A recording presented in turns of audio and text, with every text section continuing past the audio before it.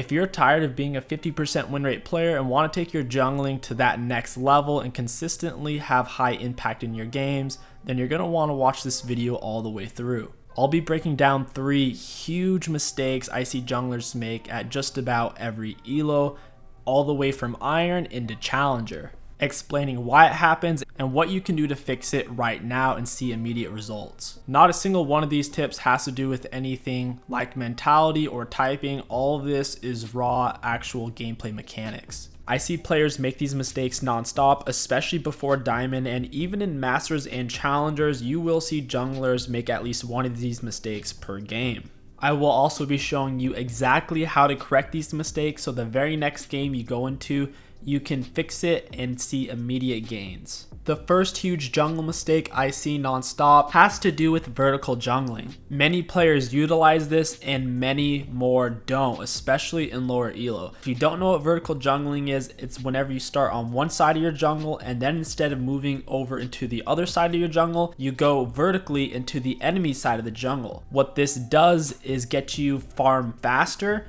and more efficiently, since you're having to do less walking overall. It's a shorter walking distance, and it also can get you there much sooner than the enemy jungler can, since they have to walk farther as well. For those of you who don't understand this concept, you're probably thinking, well, that sounds really dangerous and just not worth it. The reason why this is the most optimal jungle pathing 90% of the time is because of the imbalance in the jungle itself. If you didn't know, the golem camp gives the most experience by far. The second piece of information is red buff is ridiculously OP.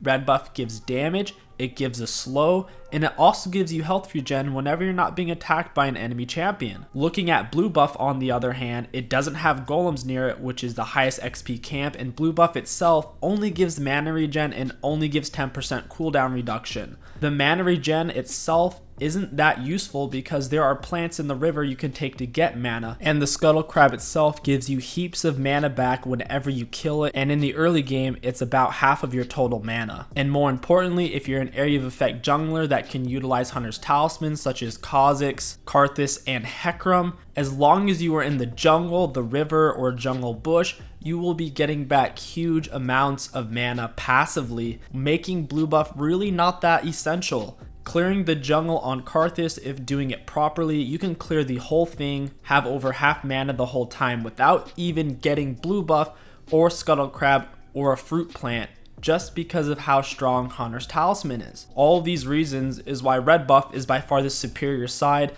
and you will see mid and high elo junglers over 90% of the time always start on their red buff, even if they're only going to get a leash from their top laner, or even if they're not going to get any leash at all. It's just too risky. If you start on your blue buff and the enemy jungler starts on the red buff, not only will they get overall more XP because of the golem camps potentially, but even if they just take their red buff and you just take your blue buff, if you two end up fighting, odds are, even if you are the stronger 1v1 jungler, the red buff will make them win the 1v1. So mistake number 1, guys, don't start blue buff, always start red buff, and look to vertical jungle. I will be breaking down vertical jungling more in these next tips. Huge mistake number 2 is warding in the early game as a jungler or having your laners do it for you.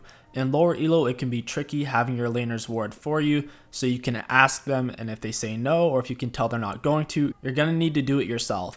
The only thing you really need your laners to ward is the pixel brush. There are 2 pixel brushes in League of Legends, this one and this one, and truly you only really need a ward in the opposite side pixel brush to let you know if the enemies are either invading that side, and more importantly, if the enemy jungler is going to be vertical jungling / going for the scuttle, which is also a really good indicator if they're going to vertical jungle or go for an early cheese gank after their red buff. This is why it is so important for you to look on your minimap. Even if you or your teammate wards the pixel brush, if you do not look on your minimap, it means just about nothing. You need to have your eyes glued to it, looking at it non-stop, especially in the early game with the pixel ward brush. The moment you see them on the minimap, you want to click on that spot to see exactly how much HP they have, which buffs they currently have and which direction they're moving in. You're also going to want to press tab to see how much CS they have. Every single jungle camp, including 𝐒𝐻𝐂𝐻𝐋𝐒, gives 4 CS whenever you kill it. So based off of how much jungle camp they have, based on what buffs they have, and based off of how much HP they have, you can really tell where they've already been and where they plan on going, which gives you more options to play around. If you're a fast clearing jungler like 𝐒𝐻𝐿 or Evelynn and the enemy jungler is kind of low on health, you can tell they're going for 𝐒𝐻𝐿 and then your blue buff and you know you can 1v1 them, you might make your way over there. Or if they're an early game based jungler like Xin Zhao or Pantheon and you know you just don't want to mess with it, it gives you plenty of time to vertical jungle and go into the enemy's jungle and avoid having to fight the enemy jungler altogether, which is really good, especially when you're the scaling jungler and the enemy jungler is an early game jungler that you just know you shouldn't fight. This is especially important if you are in lower or mid elo, since junglers can kind of do random stuff and you don't really know if they're going to vertical or do a horizontal jungle. So by getting this ward down, you can easily tell what the enemy jungler is doing and you can get a much better clear off without getting unlucky and getting effed over just because you have no idea where they started or where they're going. Not getting vision down in the early pixel brush can make the difference between a 50% jungler and a 60% jungler. It can take people like Tarzan, if they don't have vision in that pixel brush and they don't know, it just turns into a guessing game. It doesn't even matter if you're the better jungler in the early game,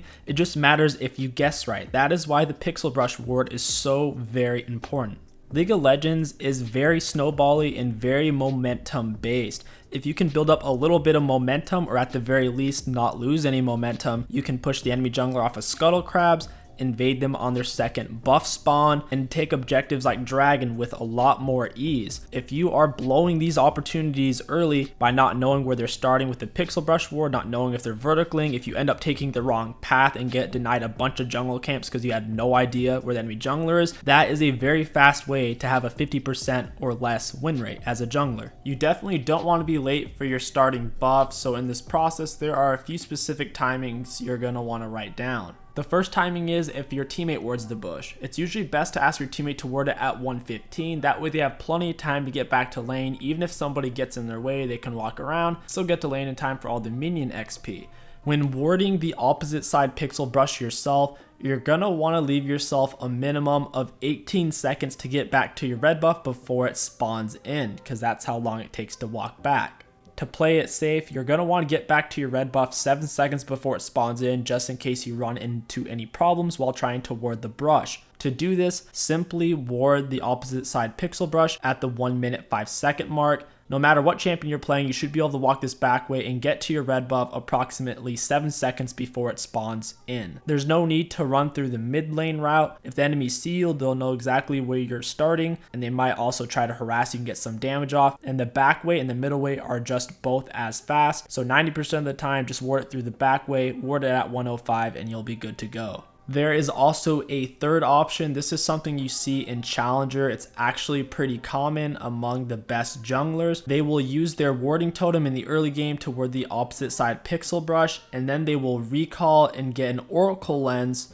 which will allow them to make some really spicy ganks and also take an early dragon possibly. This strategy is especially strong if you are playing a early game jungler such as Pantheon, Xin Zhao, Olaf, or Rek'Sai. All of those champions are very hard to 1v1 and can bully most enemy junglers. So by getting the red lands, you're giving yourself a massive leg up, and by getting the ward down the pixel, you're also giving yourself a massive leg up. To do this timing of warding the bush, recalling, and getting back to your red buff on time, it's safest to ward it at the 50-second mark. That way you can get back to your red buff with around 5 seconds to spare. And huge mistake / tip number 3 is don't waste your time on a gank if deep down you know it's not going to be a kill. I see this happen every single game, several times a game, especially in low and mid elo. It happens in higher elo, but in low and mid elo, it happens non-stop. A jungler will go in for a gank that they know they're probably not going to get anything, or even worse, they think that they might die or their teammates will die or they'll lose something out of it, and they'll do it anyways because they feel pressure to get that impact. I have to do something, so I might as well do this. It's better to just keep farming than it is to make a bad decision based off of anxiety from not doing a gank, or from pressure from your teammates trying to force you to gank the lane. If by ganking the lane you think you're both gonna die or get nothing out of it, don't waste your time. This applies particularly in your first clear.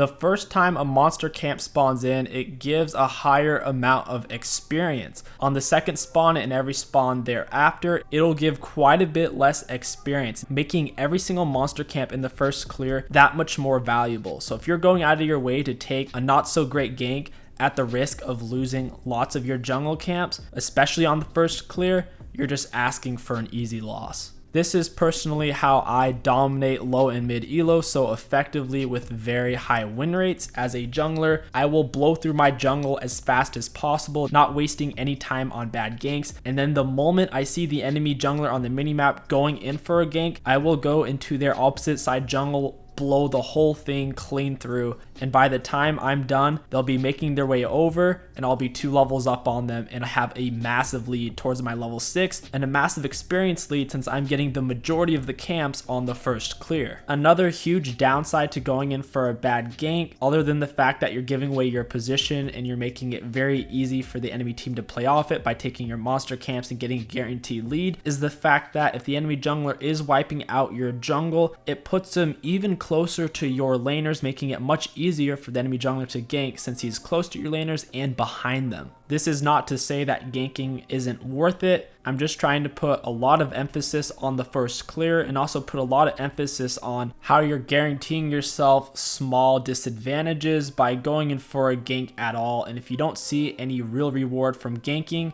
just stay away from it, because you will be consistently putting yourself behind. In return, that will be putting your team as a whole behind, since you're guaranteeing yourself a form of a loss by taking the time and giving away your position to go in for a gank in the first place. And that is going to wrap it up. If you guys enjoyed this video and you want to support the channel, don't forget to like, comment, and subscribe. It really does help me out a lot. My name is KingStix. Thank you for watching, and I'll catch you guys next time.